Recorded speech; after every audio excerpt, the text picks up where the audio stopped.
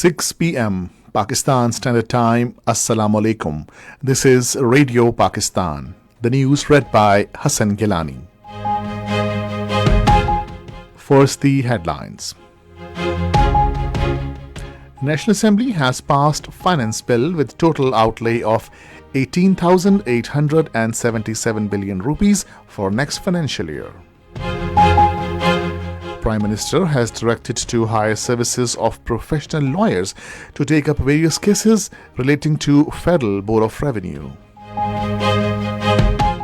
Finance Minister says government is committed to further enhance stabilization process with goal of steering economy towards growth.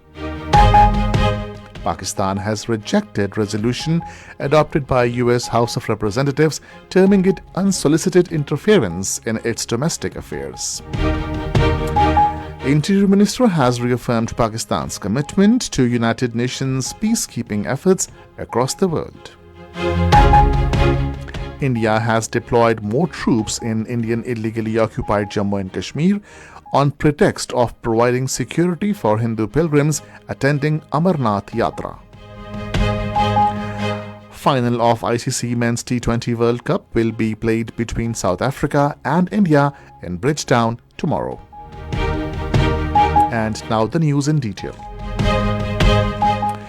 The National Assembly has passed the Finance Bill 2024 with certain amendments. A motion to this effect was moved by Minister for Finance Mohammad Aurangzeb, having the total outlay of 18,877 billion rupees. The budget focuses on fiscal consolidation. The gross revenue receipts have been estimated at 17,815 billion rupees. These include FBR's revenue collection of 12,970 billion rupees and non-tax revenue of 4,045 billion rupees. The share of provinces in the federal receipts will be 7,438 billion rupees. The growth rate is expected to be 3.6% during the next fiscal year. Inflation is expected to be 12%, budget deficit 5.9% of GDP, and primary surplus will be 1% of GDP. The development budget has been set at the historic level of 1,500 billion rupees. Speaking on the occasion, Finance Minister Mohammad Aurangzeb said the tax exemptions for education and health are given in very difficult economic conditions. The Finance Minister further said that exemptions to the agricultural inputs like fertilizer and pesticides, besides exemptions to researchers and teachers, will continue. Prime Minister Mohammad Shehbaz Sharif has directed to hire the services of professional lawyers to take up various cases relating to Federal Board of Revenue pending at different courts and tribunals. During a meeting to deliberate on the matters relating to Federal Board of Revenue in Islamabad today, he further directed to establish customs appellate tribunals along with inland revenue appellate tribunals for expeditious disposal of tax-related cases. The Prime Minister said he would personally chair the weekly meetings to review ongoing reforms in the FBR and revenue collection. Shehbaz Sharif stressed the need for collective efforts for development of the country. He directed to formulate a comprehensive policy for honoring the officials and officers of FBR for excellent performance. Minister for Finance Mohammad Aurangzeb has expressed the government's determination to further enhance the stabilization process with the goal of steering the economy towards growth. Responding to the points of opposition on the Finance Bill in National Assembly today, he sharing the economic indicators and said there is reduction in the current account deficit and the fiscal deficit is also under control. He said the currency has been stable over the last 6 to 7 months, expressing the confidence that the stability will remain in time ahead. He said the foreign exchange reserves have reached $9 billion and inflation has come down to 11% from 38%. Mohammad Aurangzeb said enhancing the tax to GDP ratio to 13% and reforms in state-owned enterprises and energy sector are part of the budget for the next fiscal year. He said our privatization plan for state-owned enterprises consists of 2 to 3 years and it will be executed. Pakistan has rejected resolution adopted by the US House of Representatives, terming it as an unsolicited interference in its domestic affairs. At a weekly media briefing in Islamabad today, Foreign Office spokesperson Mumtaz Zahra Baloch said the resolution clearly stems from an inadequate and erroneous understanding of political and electoral process of Pakistan. The spokesperson said Pakistan believes in bilateral relations based on mutual respect. She said the resolution is not conducive to the current positive trajectory of bilateral ties between the two countries. Replying to a question, he said Pakistan would like to develop its relations with the United States based on mutual trust and confidence and non-interference in each other's domestic affairs.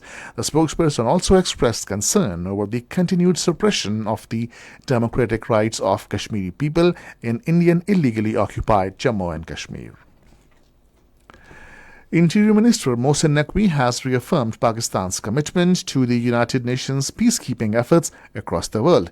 During his address at the UN COP Summit 2024 at the UN General Assembly in New York today, he emphasized Pakistan's long-standing contributions to the UN peacekeeping missions and highlighted its commitment to partnerships, particularly with the African Union and the Organization of Islamic Cooperation. Mohsin Naqvi further stressed the need for a collaborative approach to developing the concept of peace enforcement around the world, pointing out the increasing challenges faced by UN peacekeeping missions, including threats from terrorist groups, tribal rivalries, and safety risks. The Interior Minister highlighted the importance of addressing the root causes of conflicts through preventive diplomacy. This is Radio Pakistan. Pakistan has reminded India of its abysmal human rights record in Indian illegally occupied Jammu and Kashmir. Speaking in the UN Security Council in reply to a statement from an Indian delegate, the Second Secretary at the Pakistan mission, Rabia Ijaz, said Indian state terrorism in IIOJK will not dampen the spirit of those speaking their legitimate right to self-determination. Rabia Ijaz said concrete evidence has been shared with the UN establishing beyond any doubt that TTP and BLA have been financed and sponsored by Indian agencies. She said the captured Indian spy, Kulbhushan Yadav, is on record to have confessed to India's support for such terrorist and subversive activities. In Indian illegally occupied Jammu and Kashmir, Modi government has deployed more troops on the pretext of providing security for Hindu pilgrims attending Amarnath Yatra beginning from tomorrow. The deployment is in addition to the tens of thousands of the troops already present in IIOJK. In a statement in Srinagar, All-Party Hurriyat Conference has criticized Modi government's actions aimed at perpetuating fear through increased troops deployment. The statement said massive military presence has turned Kashmir into the most militarized zone. Meanwhile, Office of the United Nations High Commissioner for Human Rights has expressed concern over New Delhi's decision to persecute renowned author Arundhati Roy and Kashmiri scholar Sheikh Shaukat Hussain under draconian law. In a post on X, the UN body urged the Indian authorities to drop the cases against Arundhati Roy and Sheikh Shaukat Hussain and release human rights defenders detained under draconian law. Israeli forces have martyred 11 Palestinians and injured 40 others during firing incident on Al-Mawasi area near Rafah city. According to Palestinians' health ministry, around 37,700 people have been martyred in Israel's strikes on Gaza since October last. The final of the ICC Men's T20 World Cup will be played between South Africa and India in Bridgetown tomorrow. The match will start at 7:30 in the evening. Finally, the weather. Scattered rain, wind and thunder shower is expected in Sindh, south and northeastern Balochistan, upper Punjab, Potohar region, Islamabad, Kashmir and Upper Khyber Pakhtunkhwa during the next 12 hours, while rain, windstorm and thunder shower is expected at isolated places in South Punjab and South Khyber Pakhtunkhwa. Heavy fall is also likely in South Sindh and South Balochistan. And that is the end of the news. For more news and analysis, log on to our website radio.gov.pk and also watch live video streaming of our bulletins on the link facebook.com/Radio Pakistan News Official.